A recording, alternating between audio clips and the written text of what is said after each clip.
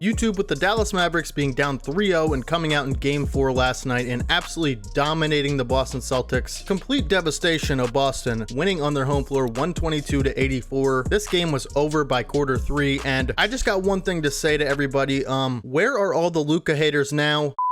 No, I'm kidding about that, but can the Mavericks be the first team in NBA history to come back 3-0 in a 7-game NBA playoff series? You heard Jason Kidd before the game last night saying, why not us? In this video, I want to discuss maybe why not them, right? And also the other side of that, right? Like, why couldn't it be them? So we're going to talk about Game 4, everything that, we saw in Game 4 and from both teams, and then also what the series looks like going forward and whether or not the Mavs can really pull this off. Can the Mavs make history, folks? Let's talk about it. So, I got to mention right before I start, the analysis and all that, Luka comes out, absolutely responds to all of the criticism and hate towards him. And that's what you love to see, man. That's the spirit of competition. Praise for Luka and the rest of the Mavs squad for coming out and shutting everybody up. Luka has a masterful performance in this game, coming out, like I said, responding to critics and also dropping 25 points in the first half. Despite going 0 of 8 from 3, I think Luka's performance is probably the best all series long that he's had. But, the big thing to note about this game, the Celtics, in my opinion, just looked really lethargic in that game. I mean, primarily on the defensive end of the floor. I mean, we'll talk about their offense, but they looked really flat on defense at times and just didn't have that same edge and intensity on the defensive end of the floor. Now, I know Kristaps Porzingis has been out and that is severely hindering their rim protection, but the defensive intensity is clearly noticeably different from game, 1, 2, and 3 from the Celtics in Game 4. So that is something that they're going to have to figure out. I mean, they came out in this game and they looked like they were, going to win no matter what, and they got hit in the face early, and obviously that's going to impact their intensity going forward. I think you're going to see a very, very different Boston Celtics team in Game 5, especially in the first quarter. They're going to give it everything they have. They're going to have the best effort they've had all season long in that first quarter, if I had to guess. And like I said, they'll be in Boston in Game 5. So the last thing you want to do is lose that game, go back to Dallas for a Game 6, then, who knows. But seriously though, I mean, they have to come out with a better edge and intensity in Game 5, and it's going to start with leadership, right? It's going to start with Tatum. It's going to start with Coach Mazzulla. It's going to start with, those guys showing effort. I thought they were really switching a lot of bad switches in that game. I mean, the Mavs did a great job of attacking those switches in Game 5, but also you saw some uncharacteristic switches. Like, a lot of time the C's will be tactical with their switches, and it didn't seem like that last night. It seemed like they were just okay with whatever happening switch-wise, and that really obviously affected them because Luka was basically cooking whoever he,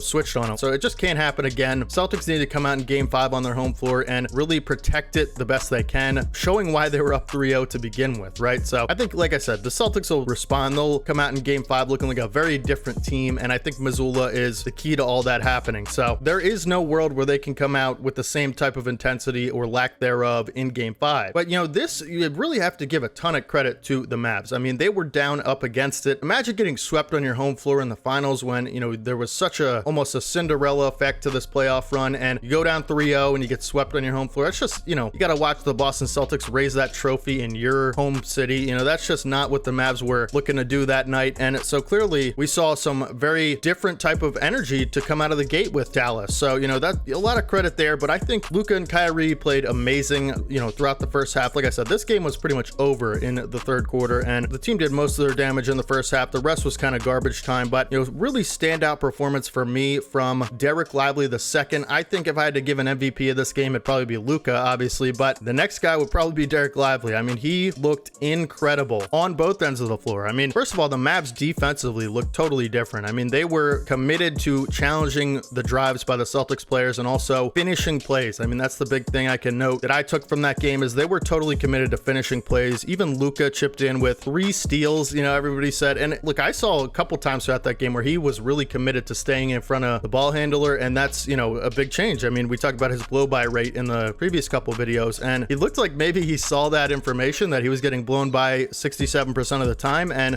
really made an effort to stay in front of those guys. So, but Derek Lively, only, 11 points on paper doesn't look otherworldly, but listen, he only played 22 minutes. He was incredible. 4 of 5 from the field, hitting that corner 3, which was just so fun. Doesn't matter what kind of fan you are. If you see like one of those guys hit the first 3 of their career in the biggest moment possible, I was like, why is he pulling up? And then the Mavs fans went crazy. That was just so fun to see that. But 11 points, points, 12 rebounds for Derek Lively, 4 of 5 from the field, and like I said, hit that, corner three, which was really great. But again, I thought defensively, it might not show up on the stat sheet, but the Mavs just looked in a different mode and really committed to that end of the floor. The 50-50 balls were big. They were diving all over the floor. They were just getting after it, man. They looked like they knew what was about to happen to them, and they came out and responded the best way they could. They got to carry that same exact hunger and drive into that next game, or they're going to be toast, right? To answer the question of the video, can they come back 3-0? Can they be the first team ever to do that? I think there is a very, very small chance that they can. It's probably less than 5% if I had to guess. I'm not a mathematician or a probability expert, but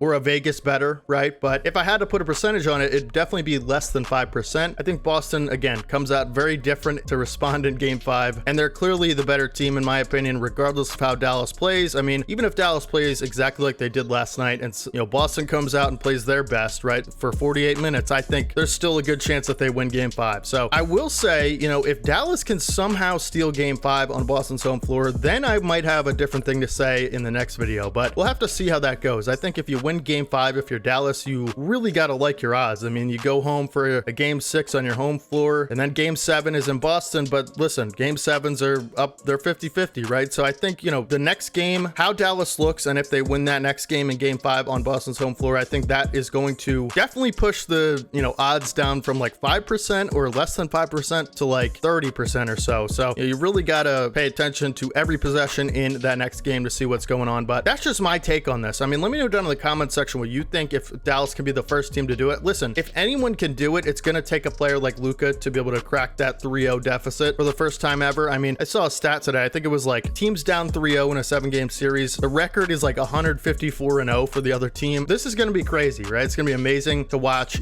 I can't believe that we're even talking about this at this point. I thought the Mavs were going to get swept. I really did. And that's probably why I didn't make a game 3 analysis video. But listen, there's a chance, man. Don't let Luka get one, He's going to come out and play probably the same way he did before, only he's not going to miss all 8 of his threes. It's very interesting. I think if you're a Mavs fan, you got to feel hopeful, right? You got to cling on to that hope, because while the series is alive, you have a chance. And, you might not be able to say that in a couple days. So let me know down in the comment section, like I said, what are the odds do you think that the Mavs can pull this off? I think less than 5% for sure. But if they win game 5, like I said, I think that those odds go up to like 30% or so. So let's just enjoy the moment. I think the Celtics are most likely undoubtedly going to win still, but there's definitely a chance that this could happen. And, it's just fun to play with the idea of us witnessing history this season. And if it were to happen to the Celtics, I would be a happy guy, because I'm a Sixers fan and I don't want the Celtics to win, truthfully. So go Mavs, right? Let's, Mavs in 7, but they can do it. Will they do it? Probably not. That's my answer. And hopefully you guys can let me know down in the comments what you think. It's just a fun idea.